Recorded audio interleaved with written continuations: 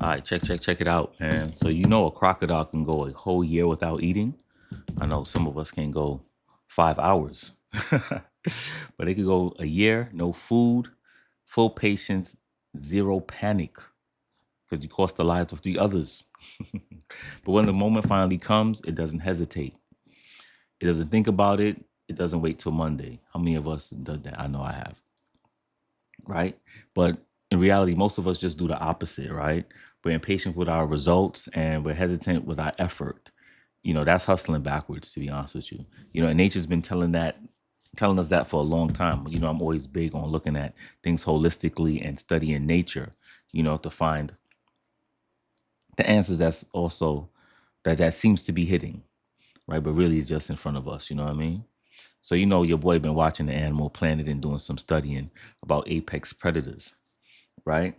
So, we always picture predators as aggressive, constant motion, always attacking. But real talk, that's Hollywood. You know what I'm saying? That's not biology. That's what I've learned from watching it. The truth is, apex predators spend the overwhelming majority of their time doing nothing. That's it. They rest in conserving energy. And I found out that a lion sleeps 16 to 20 hours a day. You do not do that. Obviously, we live in the real world. We got to eat, we got to work, got to feed our families, right? But they do that because they're not lazy. It's really because they understand something we don't, that energy is a finite resource and it's not wasted on anything that doesn't move the needle. I repeat, only do things that move the needle, right? If you compare that to how you live and train, constant motion, constant stress, grinding, because everything is hustle culture. We got to keep grinding. I got to keep moving. You know what I mean? It's really not aimed at anything when you think about it. We just, as someone say, it's almost like a treadmill effect. You're just running in place, not really doing anything and getting anywhere. You know what I'm saying?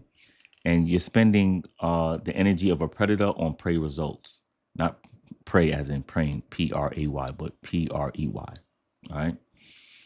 All right. But I'm gonna keep it a buck with you. And here's something that's gonna like sting a little bit, right? What I've noticed. Predators, when they about to strike, they commit. It's all or nothing. It's no half-assing.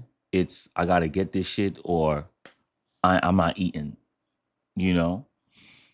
They don't, if you look at eagles, right, or hawk, they don't decide on like 70%, I'm gonna go 70%. It's all in or nothing because if they don't fully commit after they make that dive, they're either going to miss their prey or they're going to end up dying because they're going to crash into the ground, right? And when you look at from a biological standpoint, hesitation either gets you killed just as much as missing does. You know what I mean? My man, when I drive with him sometimes, he'd be like, "Yo, I hate indecisiveness, man. That shit kills me. Yo, make up your mind. Know what you got to do. Got to commit." You know what I mean? And that's why a lot of us are not really successful too with things that we're doing, especially when it comes to fitness. Because I deal with clients all the time, and when you ask them when they're not getting the results, I always ask them, "Are you doing what I instructed you to do?" No, because you're not committed, so you're not going to get the results. But shall I proceed? Yes, indeed. You know what I'm saying? You see it in how people train. If they're just going through the motion, like I've always said before, right? They cut the workout short because it's getting too hard, or either you know what I mean. Uh, they had a conversation that they didn't have because things might have gone badly. You know, I'm here reflecting on things too as I'm talking to you guys as well because like a lot of things are just going through my mind. I'm like, yeah, that's odd. Not really. You know what I'm saying? But even when you have programs that's for 12 weeks, for example, I see people quitting after 2 weeks. Sometimes I have clients sign up for with me. I'm like, yo, where's the X, Y, and Z? Where's the result? I don't see any feedback in it. Well, I was just so busy. But I'm like, yo, you paid for this. Like, you're not going to get the results by half-assing. I say, if you just follow 10% of what I'm telling you, you're going to get results. But, and this is where the commitment is not coming from confidence. It's really about consequence because every action has an equal and opposite reaction. And for some strange reason, we're oblivious to this law of cause and effect. We really are. You know what I'm saying? You got to commit. That's one thing I've learned or I observed from studying predators. Another thing that I've noticed and I really admire is when it comes to owning their territory and their self-respect. You know, predators don't apologize for their existing in their space. One, they don't shrink and they don't perform smalls to make others comfortable. How many of us have done that? We'll be like, well, I don't wanna, I'm gonna shrink or undervalue ourselves, right? Definitely don't want to do that. Take up space, walk with stride. Don't OD and have that grandiose kind of posture, but you want to be comfortable in your own skin, and that's one thing that I've learned, and I've done that too. Sometimes I shrink my posture sometimes, and I'm like, yo, why am I doing that? Like, nah, you know, don't hide your light under a bushel basket, yo. Let that shit shine. You know what I mean? Because I think it's more so from the culture that we're in, where it's a compromise, it's a comparison culture. So we're ruled by other people's opinion. And a lot of us want validation from external factors. Stop seeking validation from other people, especially people who ain't even worth a lick. You know what I'm saying? Validate your own damn self. You already made it through the vicissitudes of life. That's enough validation as is. I heard the minister say that it's three forces of life to know that we're qualified for the race of life. I'm paraphrasing, of course. He said, one, you came in what? You going up gravity, you overcome a hostile environment, and there's something else he said. Can't even remember the third. It was a hostile environment, going against gravity, right? And you came through like the vicissitudes of life, like through your mother's womb or something like that to get here into a secure place. I think that was the third one. If you know the third one I'm saying, then put it in the chat. But basically, you're qualified to get here. That's enough validation as is. You know what I'm saying? So stop undervaluing yourself and stop shrinking yourself. So take up your space and have that self-respect too. And a lot of it comes from how you carry your weight as well. Posture is everything. You know what I mean? So, and this is for my this is a moment of I want to take for my trainers, because at the end of the day, I am a trainer first, right? It's just more than sets and reps. I always said that when dealing with your clients. It's always more than sets and reps. It's really hacking into their mindset and give them a paradigm shift, right? To let them stop being in a prey mindset. They're out here running around looking like a gazelle. You want to tap into their predatory nature, kind of. Unless you just one of them trainers that's insecure and you just want to keep them forever as a client, so you have them running around in circles and don't and are afraid for them to leave you. Not me. I train you to leave me one day, and then you tap back in seasonal whatever. But at the end of the day, I try to train my clients to be independent of me. At the end of the day, right? So you want them to take the same principles from working out, that mindset of being assertive or even aggressive, into their everyday lives, right? So they have more of that dominant mindset with wisdom, of course. Like, you don't want to be a tyrant. You know what I'm saying? So it's helping them recognize like you can control your life basically. You don't have to succumb to the life that you have right now. All right. So, and they have to fully commit in order to get that results. You know what I'm saying? All right. So that's for my trainers out there. I just keep that in mind. You know what I mean? So we always talk about with fitness and in life too, rest. I remember OG used to tell me, he was like, Tristan, you got to get your rest. Tristan, you got to get your rest. This is just in life, because I was just running around. I was working a night shift and running around errands all day. And I always found myself fatigued, but I couldn't put two and two together, like why this was happening. Until when they put me, so I said, you got to rest, man. You got to take care of yourself. You need to rest. So then I start slowing down things. And I realized recovery is part of the strategy. It's not weakness, you know? So, like I said, with predators, after they strike, they recover hard.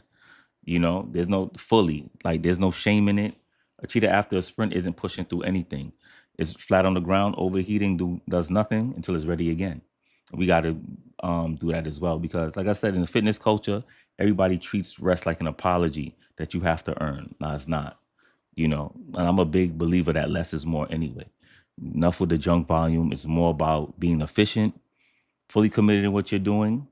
Keep your intensity to match, be consistent with your intensity as you train. You know what I mean?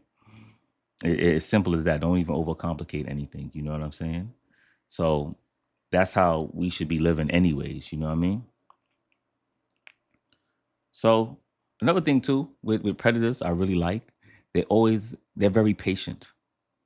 I think I love that about it. They're patient. It's not the the overnight success that they want.